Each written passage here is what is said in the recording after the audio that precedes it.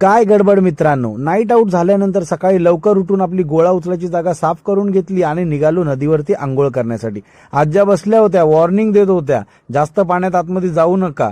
तरी आम्ही पोहोचलो नदीवरती, सगळेजण गेलो आंघोळ करण्यासाठी आणि फटाफट फ्रेश होऊन निघालो आपल्या देवीची पालखी आणण्यासाठी। आज आपल्या वाडीमध्ये पालखी मानाच्या घरी वस्तीला राहणार होती। तेवढ्यात आपली पालखी आपल्या वाडीमध्ये आली आणि वाजत गाजत सगळ्यांनी त्या पालखीचं स्वागत केलं।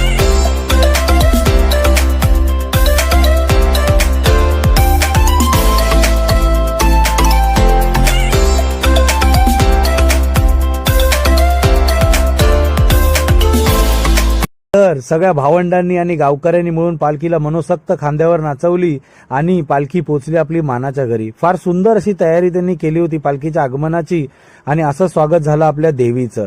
मानाच्या घरातल्यांनी पालखीला पूजून घेतलं आणि आपल्या देवीची पालखी विराजमान झाली मानाच्या घरी। सगळे तिथे दर्शनासाठी बसले होते, सगळे गावकरी तिथे जमले आणि सगळ्यांना इथे नाश्त्याची सोय केली होती। दर्शन घेतलं आणि गेलो आपल्या घरी। दर्शन झालं, दुपारच्या वेळेस थोडा कोकणी रानमेव्याचा आनंद घेतला आणि भावांसोबत शेतामध्ये क्रिकेट खेळण्यात थोडा वेळ घालवला। मानाच्या घरी रात्री हरिपाठाचा कार्यक्रम होता आणि ते झाल्यानंतरला सगळ्यांनी महाप्रसादाचा लाभ घेतला। चला भेटूया पुढच्या व्हिडिओमध्ये। जय शिवराय।